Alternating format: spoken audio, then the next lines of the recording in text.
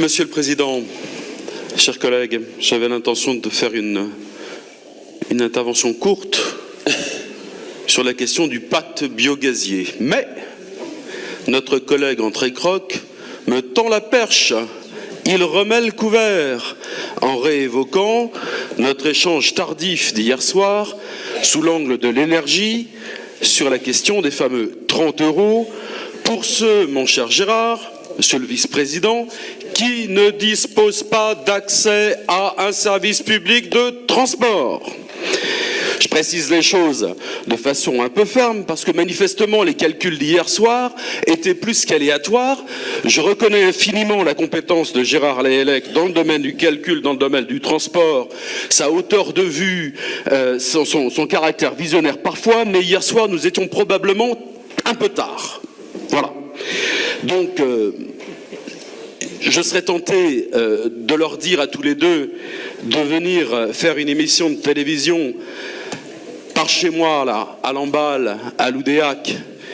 Et cette émission de télévision, avec une ouvrière de l'agroalimentaire, pourrait s'intituler « Vie ma vie », mais je crois que ça existe déjà. On m'accuserait de démagogie.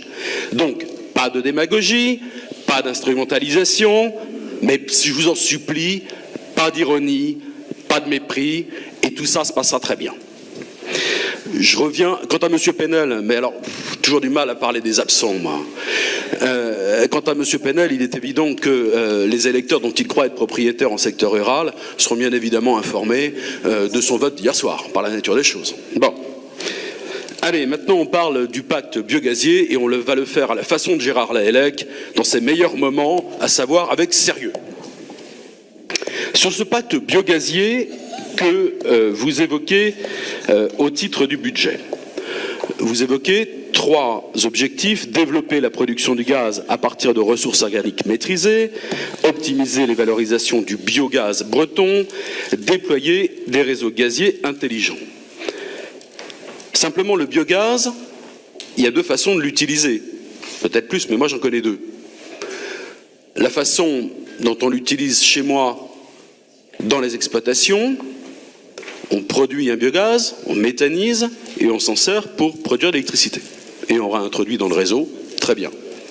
Ce dispositif fait l'objet d'une aide substantielle de la région et de l'ADEME, avec un système d'appel à projets qui, a priori, a du succès.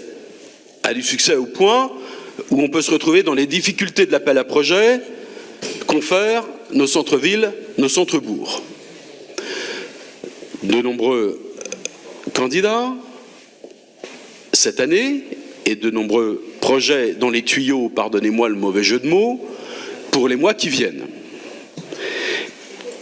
On nous parle désormais, de façon parfaitement légitime, de l'introduction de gaz vert, donc directement, sans production électrique, dans les réseaux gaziers bretons. Ma question est la suivante. Est-ce qu'on va tenir les 2 rênes à la fois et poursuivre l'aide aux projets de production électrique dans les exploitations? Nos échanges en commission de développement durable m'amènent à poser cette question parce que manifestement il y avait un doute. Ou est-ce qu'on va se concentrer exclusivement sur l'introduction de biogaz dans le réseau? J'ai la faiblesse de croire que les projets qui sont en général portés par des jeunes exploitants qui considèrent que ça constitue un vrai socle financier pour l'exploitation et ça leur permet souvent d'engager l'avenir de façon plus confiante. Ça concerne une génération de jeunes exploitants qui, pardonnez-moi de les qualifier ainsi, mais sont pétillants, sont innovants, sont dynamiques, sont volontaires.